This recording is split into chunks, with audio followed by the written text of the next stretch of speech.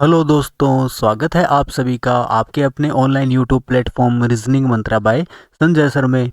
आज हम आपके लिए लेके आए हैं एसएससी जीडी 2026 में रीजनिंग का मॉक टेस्ट नंबर 3। इससे पहले हमने 2 टेस्ट कंप्लीट कर लिए हैं। उम्मीद करता हूं आप सबने उन दोनों वीडियो को ज़रूर देखा होगा। चलिए बिना किसी देरी के हम स्टार्ट करते हैं आज की क्लास। और आज की क्लास में जो पहला क्वेश्चन आपके लिए है वो है ये वाला। यहाँ क्वेश्चन में कहा गया है कथन और नीचे दे रखा है निष्कर्ष। कथन मतलब यहाँ ये सिलोजिज्म का क्वेश्चन आपको दिया गया है, तो कथन को पढ़ के आपको क्या करना होता है, डायग्राम बनाना होता है। यहाँ कह रहा है जी सभी ए बी है, यानी सारे के सारे ए जो है वो किसके अंदर आएंगे, बी में। फिर कहता है सभी बी सी है, तो ये सारे के सारे जो बी है वो किसके अंदर आएंगे, सी में। फिर कहता है कोई सी डी नहीं है, यानी कोई भी सी क्या नहीं है, डी। तो सी का रिलेशन किसके साथ नहीं होगा, डी के साथ। अब ये जो सी का रिलेशन डी के साथ नहीं है, तो सी के अंदर आने वाले जितने भी लोग हैं ना, उनका रिलेशन भी किसके साथ नहीं होगा, डी के साथ में नहीं होगा। ये कह रहा है कुछ डी ए हो सकते हैं। अभी मैंने बताया कि सी के अंदर आने वाले जितने भी हैं उनका रिलेशन भी किसके साथ नहीं होगा, डी के साथ। क्योंकि जब बाहर वाले बंदे का रिलेशन डी के साथ नहीं है तो अंदर वालों का रिलेशन भी डी के साथ में नहीं होगा।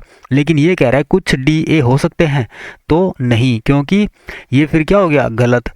क्योंकि रिलेशन सी का डी के साथ नहीं है तो सी के अंदर आने वालों का भी डी के साथ में नहीं होगा। फिर कह रहा है कुछ ए सी नहीं है। अच्छा ये देखो जी, सारे के सारे ए जो है वो क्या है, सी है ना। क्या सारे के सारे ए ही सी के अंदर आ रहे हैं? तो यहाँ तो सारे के सारे ए ही सी है, लेकिन ये कह रहा है कुछ ए सी नहीं है, तो ये वाली बात भी क्या होगी, गलत। यानी ऑप्शन नंबर कौन सा आएगा जिनमें दोनों गलत है, ना तो निष्कर्ष 1 और ना ही 2 पालन करते हैं। यानी ऑप्शन नंबर ए हमारे क्वेश्चन क्या होगा, राइट आंसर। बढ़ते हैं अगले क्वेश्चन की तरफ। हाँ जी, अगला क्वेश्चन आपको यहाँ दिया गया है, निम्नलिखित में से कौन सी संख्या दी गई संख्या श्रेणी से संबंधित नहीं है। यानी इन नंबरों में से कोई एक नंबर यानी कोई एक संख्या जो है वो गलत होगी, और आपको बताना है कौन सी संख्या गलत है।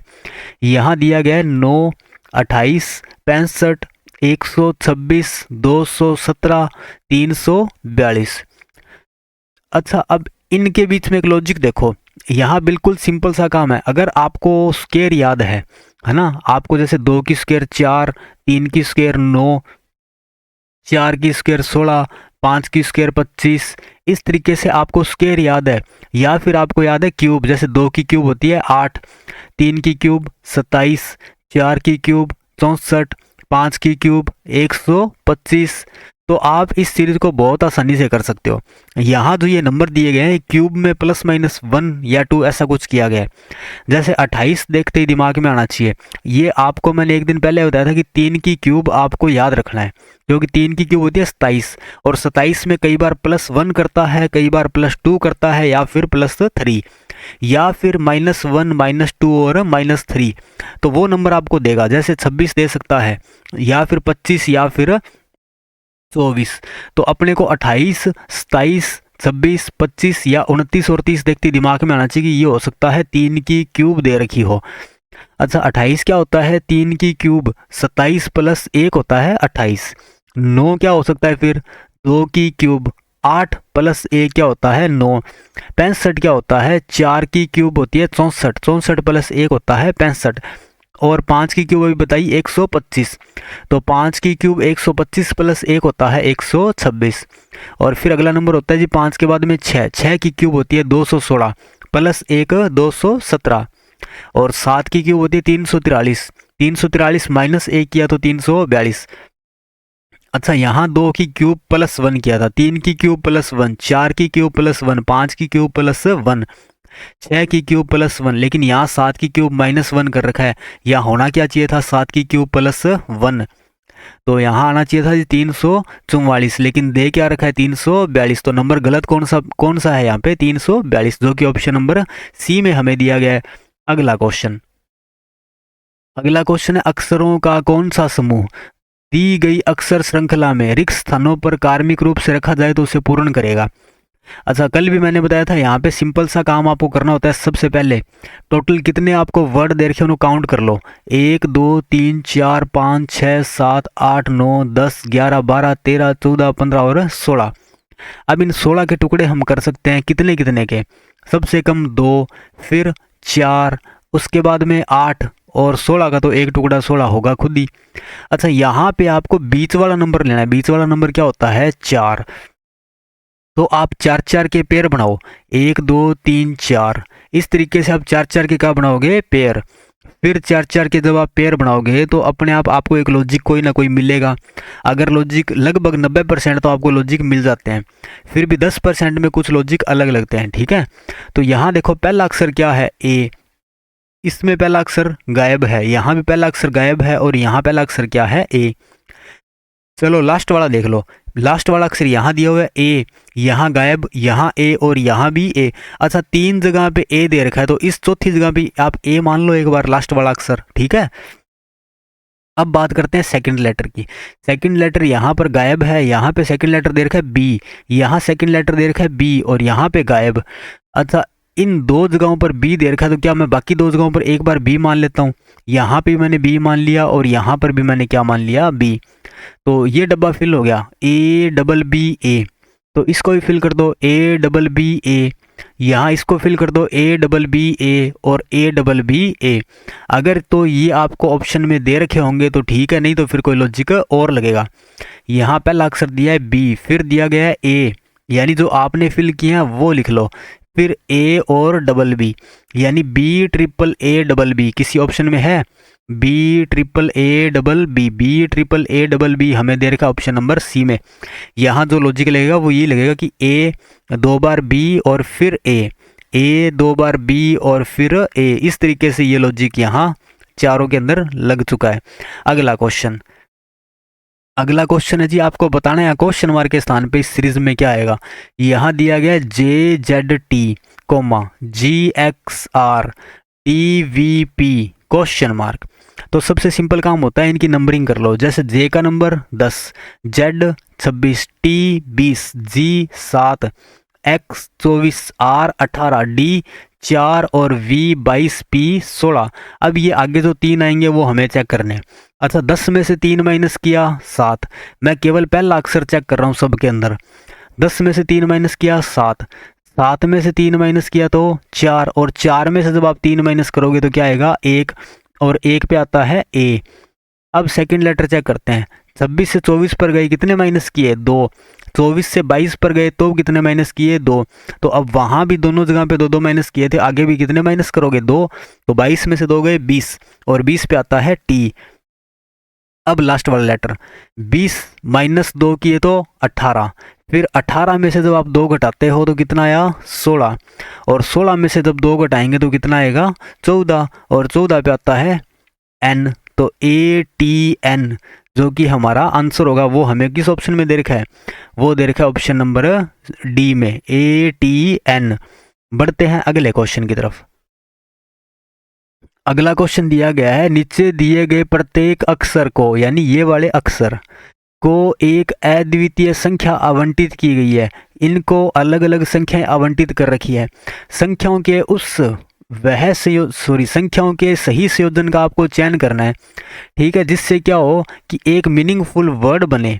ठीक है, एक मीनिंगफुल वर्ड यानी जिसको डिक्शनरी के अनुसार उसका कोई अर्थ निकलता हो। तो आपको ऑप्शन दे रखे हैं, आप ऑप्शन से ये वाला क्वेश्चन कर लोगे, आसान हो जाएगा। जैसे 4 5 7 2 3 1 6। अच्छा, 4 पे क्या है? एस। 5 पे क्या है? 5 पे है जी आर, और 7 पे है पी, 2 पे क्या है? पी, 3 1 6, 3 पे है ओ, और यू और टी। अच्छा, S R double P O U T, ऐसा कोई वर्ड आपने सुना है कभी? नहीं सुना, तो ये क्या हो गया? गलत। यानी पहले ऑप्शन से तो हमारा आंसर नहीं आ सकता। अब चेक करते हैं दूसरा ऑप्शन, 4 1 7। 4 पे है एस, 1 पे है यू, 7 पे क्या है? पी, और 2 3 5 6, 2 पे क्या है? पी, 3 पे ओ, 5 पे आर और 6 पे टी। अच्छा, S U double P O R T, sport तो आपने सुना होगा। एक शब्द होता है स्पोर्ट करना, है ना, किसी को स्पोर्ट करते हैं ना, अपन बोलते हैं जी स्पोर्ट करना। तो ये वर्ड जो है डिक्शनरी में होता है, यानी कि आंसर ऑप्शन नंबर बी हमारा क्या होगा? Right answer. बढ़ते हैं अगले क्वेश्चन की तरफ। अगला क्वेश्चन दिया गया है, निम्नलिखित प्रश्न में अर्थपूर्ण शब्दों के 4 शब्द समूह यानी 4 समूह दिए गए हैं, उनमें से 3 तो समान है और एक अलग है। आपको बताना है जी कौन सा एक अलग है। अच्छा, यहाँ दे रखा है पहले ऑप्शन में टेनिस, हॉकी, क्रिकेट। क्या ये तीनों गेम है, तीनों के तीनों खेल है क्या? भाई टेनिस भी एक गेम होता है, हॉकी भी एक गेम होता है और क्रिकेट भी एक गेम होता है, तो ये तो तीनों सेम हो गए। फिर देखो जी, लेखक, डॉक्टर, फर्नीचर। अच्छा, लेखक का काम अलग होता है, डॉक्टर का काम अलग होता है और फर्नीचर एक अलग चीज़ होती है, तो यहाँ पे तो ये तीनों ही अलग अलग है। अगला ऑप्शन चलो देख लेते हैं, मंदिर, गुरुद्वारा और मस्जिद। अच्छा, ये तीनों धार्मिक स्थल है, यानी कि तीनों ही क्या है, धार्मिक स्थल। अगला ऑप्शन, रिंग, अखाड़ा, रिंग, ये तीनों भी क्या है, ये तीनों स्थान है जहाँ पे खेल खेले जाते हैं। जैसे अखाड़े में क्या होता है, कुश्ती वगैरह होती है, रिंग में भी क्या होता है, रेसलिंग होती है, कुश्ती होती है, रिंग के अंदर क्या होता है, स्केटिंग वगैरह होती है। तो यानी कि ये भी तीनों जगह क्या है, जहाँ पे गेम खेले जाते हैं ना, खेल खेलने के स्थान है ये वाले। और टेनिस, हॉकी, क्रिकेट ये खेल के नाम दे रखे हैं।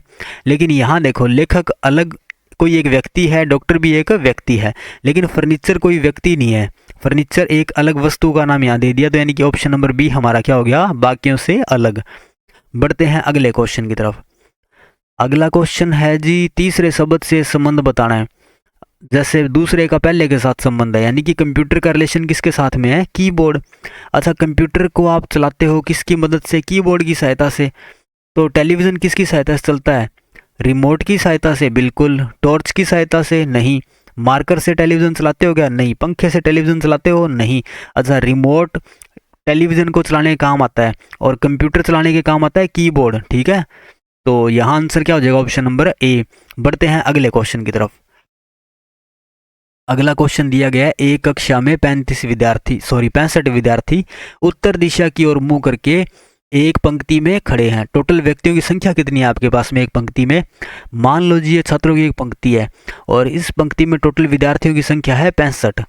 ये कह रहा है पंकज पंक्ति के बाएं सिरे से 46वें स्थान पर है। अच्छा, पंकज जो है वो पंक्ति में बायां सिरा, यानी कि ये वाली जो साइड होती है इसको बोलते हैं बायां, और वो वाली जो साइड होती है उसको बोलते हैं दायां। यानी कि पंकज जो है वो कहाँ से खड़ा था, बाएं से, और कौन से स्थान पर था, 46वें स्थान पर। तो मान लो यहाँ से 46वां नंबर लगभग लगभग यहाँ आएगा और यहाँ कौन खड़ा है, पंकज, और पंकज का जो स्थान है वो कौन सा है, 46वां। फिर कह रहा है जबकि कासवी पंक्ति के दाएं सिरे से 14वें स्थान पर है। अच्छा, कासवी जो है वो पंक्ति में दाहिने सिरे से कौन से स्थान पर है, 14वें स्थान पर, यानी कासवी यहीं कहीं पर होगी और उसका स्थान जो है वो कौन सा है, 14वां। और आपसे कहा गया है कि इन दोनों के बीच में कितने विद्यार्थी खड़े हैं। अच्छा, पहले एक चीज़ चेक करनी पड़ेगी कि क्या ये 46 और 14 जो है जोड़ने पर 65 से अधिक हो रहे हैं या कम हो रहे हैं। तो 6 और 4 10, 4 5 और 1 6, 60। अब एक लॉजिक सुनो यहाँ पे, अगर तो इन दोनों की संख्या इससे कम है तो इनके बीच में जो व्यक्ति बैठेंगे वो यहाँ बैठेंगे। ये जो कासवी है वो कहाँ आएगी, वहाँ नहीं आएगी जी कासवी। एक सेकंड, यहाँ देखो, आप दोबारा देखो इस चीज़ को।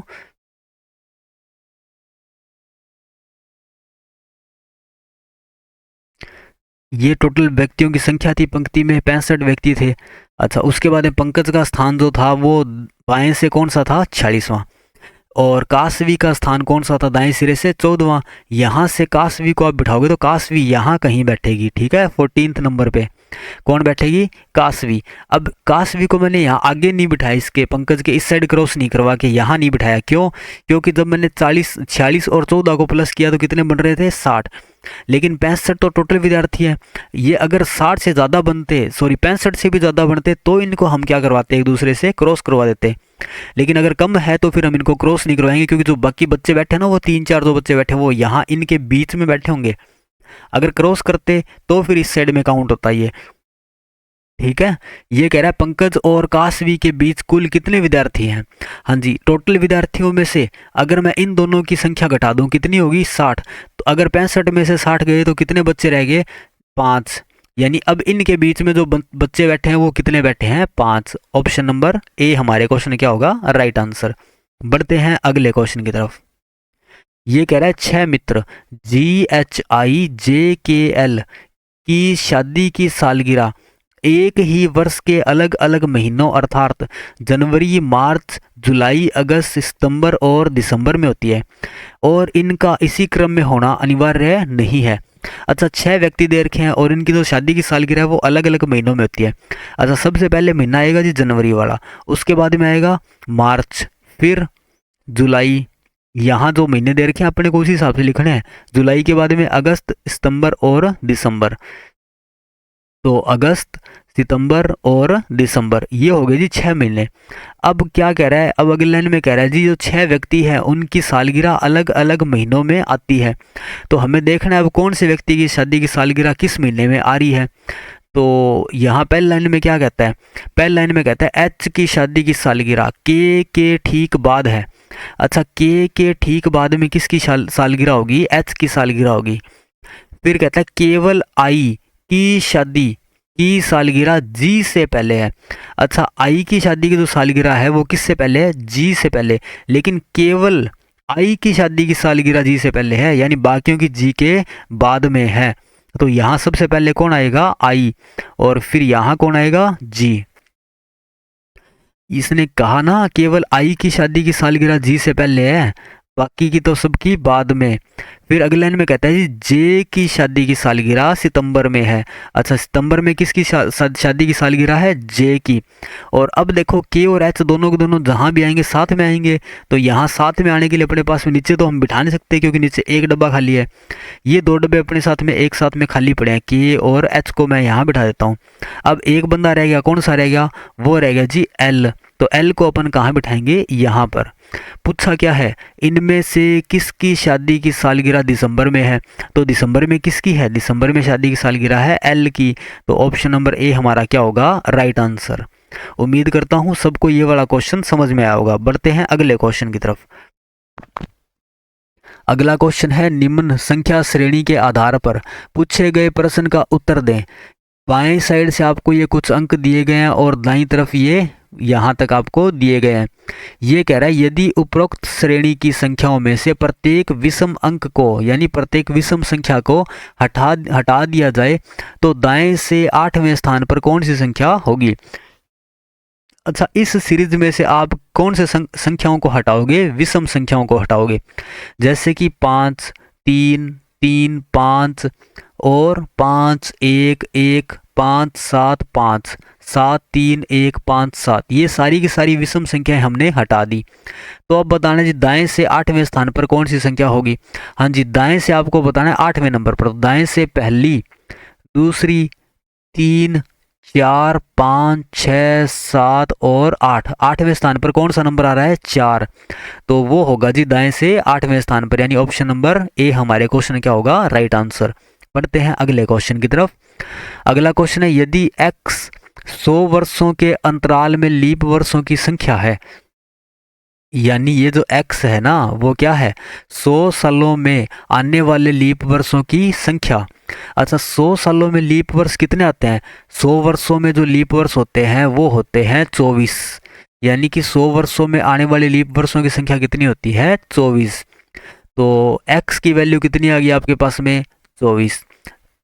तो x माइनस 1 का मान बताओ। अच्छा, x में से 1 घटाओगे तो कितना आएगा फिर, यानी x की वैल्यू कितनी है, 24, और 24 में से जब आप 1 माइनस करते हो तो कितना आता है, 23, यानी ऑप्शन नंबर सी हमारे क्वेश्चन में क्या होगा, राइट आंसर। बढ़ते हैं अगले क्वेश्चन की तरफ। अगला क्वेश्चन है जी एक सप्ताह में एक घड़ी की दोनों सुइयां, यानी दोनों सुइयां मतलब होता है घंटे और मिनट वाली सुई, एक दूसरे के साथ कितनी बार समकोण बनाती है। तो पहली बात तो आपको याद रखनी है जी, घड़ी में घंटे वाली सुई 1 घंटे में 2 समकोण बनाती है। कितने समकोण बनाती है, 2 समकोण। वैसे ही 12 घंटों में कितने समकोण बनाएगी, अगर 1 में 2 बना रही है तो 12 में 24 बनाएगी, लेकिन 12 में 24 नहीं बनाती, 12 में बनाती है 22 समकोण। 12 घंटों में कितने समकोण बनाती है? 22। अच्छा 12 घंटों में 22 बना रही है तो 24 घंटों में कितने समकोण बनाएगी? 24 घंटों में बनाएगी जी 44 समकोण। 22 का दुगुना कितना होता है? 44। यानी कि 24 घंटे मतलब क्या होता है? एक दिन। एक दिन में या 24 घंटों में कितने समकोण बन रहे हैं? 44। तो आपसे पूछा था एक सप्ताह में, यानी एक सप्ताह मतलब 7 दिनों में कितने समकोण बनेंगे? अच्छा एक दिन में बन रहे हैं 44, तो 7 दिनों में कितने बनेंगे भाई? 700 के 28, 700 के 28, 28 और 2 30, तो 308 समकोण, जो कि हमें दे रखा है ऑप्शन नंबर डी में। समझ गए ये वाला क्वेश्चन सारे जने? बढ़ते हैं अगले क्वेश्चन की तरफ। अगला क्वेश्चन है, बिंदु रेखा से मोड़े जाने पर पारदर्शी शीट किस पैटर्न के समान होगी? यानी कि ये जो बिंदु रेखा आपको दे रखी है ना, यहाँ से आप कागज को इस तरफ फोल्ड करोगे, जब वहां से कागज को इस तरफ फोल्ड करोगे तो ये जो लाइन है क्या वो कुछ ऐसे बनेगी पेज पर, और ये वाली लाइन भी कुछ इस तरीके से बनेगी। अब इस डायग्राम को भूल जाओ जी, इधर वाले को, इतने को, ठीक है। तो बस इतना ही डायग्राम आपके पास में रह गया। तो ऐसा कोई डायग्राम ये है क्या? ये तो बिल्कुल ही नहीं बनेगा, क्योंकि फोल्ड करने के बाद में फिर यहाँ तो ये खुला हुआ दिखाई दे रहा है, ठीक है। अच्छा इसको देखो, क्या ऐसा बन सकता है? ये 3 लाइन है यहाँ पे, 1 2 3, 3 लाइनें इसलिए है क्योंकि एक लाइन तो ये खुद ही होगी नीचे वाली, और 2 लाइनें जब ये थी इनको फोल्ड किया तो एक लाइन तो ये और एक लाइन ये, टोटल कितनी होगी? 3 लाइन। तो यहाँ दे रखा है आपको 2 लाइनें जब उनको फोल्ड किया था, तो ऑप्शन नंबर बी तो हमारे क्वेश्चन क्या होगा? Right answer. ये डायग्राम नहीं बन सकता, क्योंकि जब आप कागज को फोल्ड करोगे तो कुछ इस तरीके से आएगी, ना कि इस तरीके से आएगी, ठीक है। तो ये गलत हो गया और ये तो बिल्कुल ही गलत हो गया, यानी आंसर क्या होगा? Option number B. बढ़ते हैं अगले क्वेश्चन की तरफ।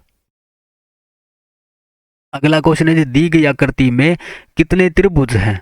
अच्छा इस आकृति में आपको कुल त्रिभुज बताने हैं। तो सबसे पहला काम तो आप ये करोगे, जिन छोटे छोटे त्रिभुजों गिन लो, 1 2 3 4 5 6 7। ये त्रिभुज नहीं है जी कहीं, जल्दी जल्दी में इसको भी त्रिभुज मान लो, ठीक है। 7 8 9 10, ये भी त्रिभुज नहीं है। अच्छा 10 तो कौन से थे? वो छोटे छोटे त्रिभुज जो थे वो थे। अब बात करते हैं जी बड़े त्रिभुज, जैसे कि एक ये रहा 11 है ना, एक ये रहा, एक त्रिभुज ये रहा इसके बगल में 2, एक बीच वाला ये 3, एक ये उल्टा त्रिभुज आपको दिखाई दे रहा होगा 4, एक ये सबसे बड़ा त्रिभुज 5, और एक सबसे बड़े वाला ये त्रिभुज, कितने हो गए? 6। तो 10 छोटे थे, 6 के कौन से हो गए? बड़े। अच्छा इनके अलावा कोई और रहेगा जो हमने काउंट नहीं किया हो? हाँ ये वाला हमने काउंट नहीं किया, एक त्रिभुज ये रहा, ये हमने अभी तक काउंट नहीं किया जी। ये लाइन एक ही जा रही है, आप देख रहे हो, वो कौन सी है? वो ये बड़े वाले त्रिभुज की लाइन है ना। तो ये छोटे छोटे हमने काउंट नहीं किए, एक ये रहा और एक इस साइड में ये रहा, 2 त्रिभुज ये हो गए। तो 10 + 6 + 2 कितने हो गए जी? ये 2 बड़े त्रिभुज हो रहे हैं, तो 18, और मैक्सिमम ऑप्शन भी आपको 18 ही दे रखा है। तो आंसर क्या होगा? Option number D. यहाँ अगर मैक्सिमम आपको 18 दे रखा है तो आप चेक करोगे 18 बन रहे हैं क्या। अगर 17 दिया होता मैक्सिमम, मान लो आपको ऑप्शन दिए होते जी 16 15 14 17, तो आपका आंसर होता 17, क्योंकि यहाँ जो मैक्सिमम दे रखा है वो दे रखा है 17, और आपके त्रिभुज 17 से ज़्यादा बन रहे हैं, तो आप 17 को ही राइट आंसर मानते, ठीक है। ऐसा दिल्ली पुलिस वाले पेपर में की बार हुआ था 2-3 क्वेश्चनों में, ठीक है। बढ़ते हैं अगले क्वेश्चन की तरफ। अगला क्वेश्चन है, दिए गए अक्षर समूह युग्म में पहला अक्षर समूह एक निश्चित तर्क का पालन करते हुए दूसरे अक्षर समूह से संबंधित है। अच्छा यहाँ क्या कह रहा है जी? यहाँ कह रहा है कि ये ओ के डी जो है वो आर एन जी से जिस प्रकार या जो लॉजिक लगाया है वही सेम लॉजिक यहाँ सेकंड वाले में भी लगाया है। तो हम चेक करते हैं लॉजिक लगा क्या है। ओ के डी आर एन जी, ओ का नंबर 15, के का नंबर 11, डी का नंबर 4, आर का नंबर 18, एन 14 और जी 7। अच्छा 15 में जब आप 3 जोड़ते हो तो कितना बनता है? 18, और जब 11 में आप 3 जोड़ते हो तो कितना बनता है? 14, 4 + 3 होता है 7। यहाँ पे जो लॉजिक लगा है वही सेम लॉजिक एम के एस और पी एन वी के बीच में भी लगेगा। तो एम का नंबर 13, के का नंबर 11, एस का नंबर 19, पी 16, एन 14 और वी 22। अच्छा 13 + 3 होता है 16, 11 + 3 होता है 14 और 19 + 3 होता है 22। इन दोनों में जो लॉजिक आपने लगाए हैं वो क्या लगाए हैं? सेम। तो ऐसा ही लॉजिक आपको ऑप्शन में चेक करना है। यहाँ देखो आर वी एच, आर का नंबर होता है 18, वी का नंबर 22 और एच का नंबर 8। यू वाई के, यू का नंबर होता है जी 21, वाई होता है 25 और के होता है 11। अच्छा 18 प्लस 3 होते हैं 21, 22 प्लस 3 होते हैं 25 और 8 प्लस 3 क्या होते हैं 11। लॉजिक सेम लग गया, यानी option number A he answer होगा जी आपका। ठीक है, अब यहाँ देखो के दे रखा है 11 पे, एच दे रखा है 8 पे, लेकिन यहाँ तो -3 हो रहा है, अपने को तो +3 करना था, बाकी सब में प्लस प्लस किया है, तो यहाँ पे भी क्या होगा प्लस, तो ये तो वैसे कट जाएगा। तो यानी आपका आंसर क्या होगा, ऑप्शन नंबर ए। बढ़ते हैं अगले क्वेश्चन की तरफ। अगला क्वेश्चन है, उस संख्या का चयन कीजिए जो निम्नलिखित श्रेणी में प्रश्न चिन्ह के स्थान पर आएगी। यहाँ दे रखा है 5, 13, 23, 49, क्वेश्चन मार्क और 193। तो इनके बीच का गैप चेक कर लो पहले। तो 5 और 3 8, 13 में 23 तक जाने के लिए कितने प्लस किए 10, 23 में कितने प्लस किए 9 में से 3 गए 6, 4 में से 2 गए 2, 26। तो 8 से 10 पर गए तो 2 और यहाँ 16। तो ये कोई लॉजिक तो मेरे को लग नहीं रहा भाई। अच्छा 5 का दुगना कर लो एक बार, या 5 का 3 गुना 15 -2, फिर 13 दूने 26 माइनस 23 दूना 46 प्लस। अच्छा 5 का 2 गुना कितना होता है 10, और 10 में जब आप 3 जोड़ते हो तो कितना आया 13, और 13 का 2 गुना 26, 26 में से आप 3 माइनस करते हो तो कितना आया 23, 23 का 2 गुना 46, 46 में जब +3 करते हैं तो कितना आया 49। यानी इस नंबर का 2 गुना +3, फिर इस नंबर का 2 गुना -3, इसका दुगुना +3, यहाँ +3 किया, फिर -3 किया, फिर +3 किया, तो आगे क्या करोगे -3 करोगे। पहले तो 49 का दुगुना करो, 9 दूनी 18, 4 दूनी 8 और 1 9, 98। अब 98 में से 3 घटाते हो तो कितना आता है 95। अब आगे भी हमें चेक करना है जी लॉजिक सही है क्या। 95 का दोगुना क्या होता है 5 दूनी 10, 9 दूनी 18 और 1 19। अब +3 -3 +3 -3, तो फिर आगे +3, 190 +3 होता है 193। यानी ये लॉजिक बिल्कुल सही है। तो आप 49 का दुगुना करके -3 करते हो तो क्या आता है 95, जो कि ऑप्शन नंबर बी में हमें दिया गया है। हाँ जी, अगला क्वेश्चन देखो, विकल्प आकृति का चयन करें जो प्रश्न आकृतियों की श्रृंखला को पूरा करेगी। यहाँ प्रश्न आकृति में आपको कुछ डायग्राम दे रखे हैं। ये पहला डब्बा जो आपको दे रखा है उसमें, और दूसरे तीसरे में कुछ अलग अलग आपको डायग्राम दे रखे हैं। यहाँ देखो भी लॉजिक क्या लगा है। ये जो आपको कुछ इस तरीके का जो निशान दिखाई दे रहा है, अगले में जब आप जाते हो तो वो एक स्टेप नीचे चला गया, फिर अगले में जाओगे तो यहाँ से पहले चला गया यहाँ पर, फिर गया इस साइड में, ये रहा है ना, तीसरे डब्बे में यहाँ आ गया, तो फिर चौथे डब्बे में ये यहाँ आना चाहिए था, यानी यहाँ आएगा इस तरीके से, कुछ ऐसा ही होगा। और ये जो चांद सा निशान आपको दिखाई दे रही है, अगले डब्बे में यहाँ चला गया, फिर अगले डब्बे में यहाँ पर आ गया, और अब आएगा इस साइड में। तो क्या कुछ इस तरीके से बना हुआ होगा ये। और ये जो 2 स्टार दे रखे थे, अगले डब्बे में केवल 1 स्टार रह गया और 1 स्टेप आगे चले गए।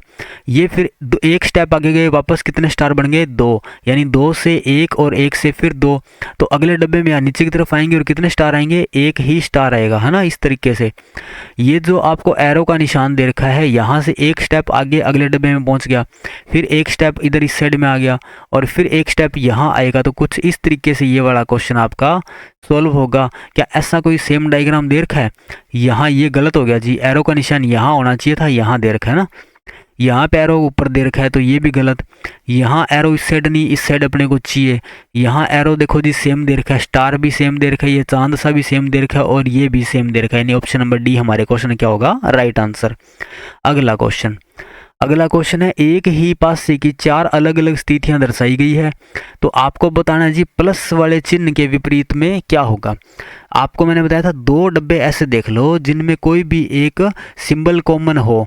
पहला और दूसरा चेक करते हैं, हैज़ माइनस 2 कॉमन मिल रहे हैं, तो इसके अलावा जो बच गए वो एक दूसरे क्या होंगे अपोजिट। जैसे प्लस का अपोजिट क्या होगा डॉलर, तो हमारा आंसर क्या आ गया प्लस का अपोजिट क्या होगा डॉलर, क्योंकि हमसे पूछा भी प्लस का था। लेकिन आपको तो केवल 2 डब्बे वो देखने हैं जिनमें केवल एक चीज़ कॉमन होनी चाहिए। पहला और तीसरा चेक करेंगे तब भी कितने कॉमन मिल रहे हैं, माइनस और प्लस 2 कॉमन मिल रहे हैं। अच्छा पहला और आखिरी चेक करो, यहाँ दे रखा है प्लस माइनस हैज़, यहाँ दे रखा है प्लस स्टार एंड, तो केवल कॉमन मिला आपको प्लस। मैंने पहले डब्बे का प्लस तो लिख दिया ऊपर, और जो लास्ट वाला डब्बा था 4th नंबर उसका प्लस लिख दिया नीचे की साइड में। अब यहाँ से घड़ी की सुई की दिशा में चलो, प्लस के बाद में माइनस, माइनस के बाद में हैज़, और वहाँ प्लस के बाद में स्टार, और स्टार के बाद में एंड, तो यहाँ पे क्या आएगा एंड। अब देखो भाई हैज़ का अपोजिट क्या होगा, एंड का निशान, और माइनस का अपोजिट क्या होगा, स्टार का निशान। तो प्लस का अपोजिट प्लस तो नहीं होगा, प्लस का अपोजिट जो यहाँ पे गायब है एक, वो होगा गायब, क्या है डॉलर। तो यानी कि जो इन दोनों प्लस का अपोजिट होगा वो क्या होगा, डॉलर, और प्लस का अपोजिट आपको बताना था क्या था, डॉलर, तो वो हमने पहले ही निकाल लिया। उम्मीद करता हूँ सबको यहाँ तक समझ में आ गया होगा। बढ़ते हैं अगले क्वेश्चन की तरफ। अगला क्वेश्चन है जी, कूट भाषा में VEIL को 25 बाण में लिखा जाता है। अच्छा VEIL इसको क्या लिखा गया है, 25 बाण में। और आपसे पूछा गया है MEET मीट का बताओ, MEET मीट। सबसे पहला काम तो आप करोगे जिनकी नंबरिंग बना लो, V का नंबर 22, E 5, I 9, L 12। अच्छा ये 9 तो आपको दिखाई दे रहा है, यहाँ पे 5 भी आपको दिख रहा है। अब ये 2 और 2 से केवल 1 2 लिया है, 2 और 3 से केवल 1 ही, सॉरी 2 और 1 से केवल 2 लिया है। तो ये 2, मैं लास्ट वाला अंक मान लेता हूँ एक बार 2, यानी इकाई अंक है ना, जो इकाई, इकाई दहाई सैकड़ा, इस तरीके से जो इकाई अंक वाले स्थान पर जो नंबर था उसको यहाँ लिखा है इसने 2 को। यहाँ पर भी क्या किया, इकाई के स्थान पर आने वाले अंक को उसने यहाँ लिख लिया। चलो ट्राई करके देखते हैं, अगर ऐसा ही लॉजिक होगा तो अपन ट्राई कर लेंगे। M का नंबर 13, E का नंबर 5 और T का नंबर 20। तो यहाँ इकाई अंक के स्थान पर, सॉरी इकाई के स्थान पर आने वाला अंक कौन सा है, 0। यहाँ तो 5 ही अकेला ही है, यहाँ भी 5 अकेला है, और यहाँ पर क्या होगा 3। तो 3 5 5 0 है ऑप्शन में, दे रखा है जी ऑप्शन नंबर बी में दे रखा है, जो कि हमारे क्वेश्चन का क्या होगा, राइट आंसर। अगला क्वेश्चन है जी, एक निश्चित कूट भाषा में PERNATBIS का मतलब है स्मोकिंग इज हार्मफुल, यानी ये एक कोडेड वाली जो होती है ना, वो कोडिंग डिकोडिंग है। तो PERNAT और BIS इसका मतलब क्या दे रखा है, इसका मतलब दे रखा है smoking is harmful, smoking is harmful. फिर कह रहा है जी VOG DOR और NAT इनका मतलब क्या है, avoid harmful habit, avoid harmful habit. और उसके बाद में दिया गया DOR BIS और YEL, इसका मतलब है please avoid smoking, please avoid smoking. और आपसे पूछा है उसी कूट भाषा में निम्नलिखित में से किसका मतलब हैबिट होगा, तो आपको बताना जी हैबिट किसका मतलब होगा, है ना। अब देखो पहले और दूसरे में कुछ कॉमन दिखाई दे रहा है, PERNATBIS में से कॉमन मिला NAT, यहाँ भी NAT है, यहाँ भी NAT है, तो इसका मतलब इनमें कोई एक स्पेलिंग कॉमन होगी, कौन सी, smoking is harmful, avoid harmful habit, तो यहाँ कॉमन मिला हार्मफुल। तो हार्मफुल का कोड क्या हो गया, NAT। अच्छा पहला दूसरा चेक किया तो केवल एक चीज कॉमन मिली। अब चेक करते हैं दूसरा और तीसरा, VOGDOR, तो यहाँ पे कॉमन मिला DOR को मैंने कवर कर दिया जी डब्बे में, ताकि कंफ्यूजन पैदा ना हो कौन सा त्रिभुज का कोड है और कौन सा डब्बे वाले का कोड है। तो इन दोनों में कुछ कॉमन मिला, कॉमन मिल रहा है अवॉइड, तो अवॉइड किसका कोड हो गया, DOR का। अच्छा हैबिट का बता सकते हो क्या होगा, हैबिट का होगा VOG, हैबिट का क्या होगा VOG। तो हैबिट का कोड ही हमसे पूछा था, वो होगा जी VOG। ये हमारे क्वेश्चन क्या हो गया, राइट आंसर। अच्छा, अब पहला और तीसरा भी चेक करके देख लो, कॉमन मिल रहा है, कॉमन मिल रहा है BIS। यहाँ पे भी क्या दे रखा है, BIS, और यहाँ दे रखा है स्मोकिंग, और यहाँ भी दिया गया है स्मोकिंग, तो यानी स्मोकिंग का कोड क्या होगा, BIS। YEL का तो फिर ये एक ही बचा है, PLESE, और PER का भी यहाँ एक रह गया जी, इज। ये हो जाएगा कोड। तो आपका आंसर क्या है, ऑप्शन नंबर बी। हाँ जी, ये 20 क्वेश्चन आपके कंप्लीट हो चुके हैं यहाँ पे, और उम्मीद करता हूँ आप सबने इन 20 क्वेश्चनों को आराम से खुद ने वीडियो को पॉज करके सॉल्व किया होगा। और अगर आपको क्लास अच्छी लगी हो तो आप मुझे कमेंट करके ज़रूर बताएं। चलो मिलते हैं कल की क्लास में, और आप एक वीडियो को लाइक ज़रूर कीजिएगा, कमेंट कीजिएगा और चैनल को सब्सक्राइब कीजिएगा। धन्यवाद, मिलते हैं कल की क्लास में।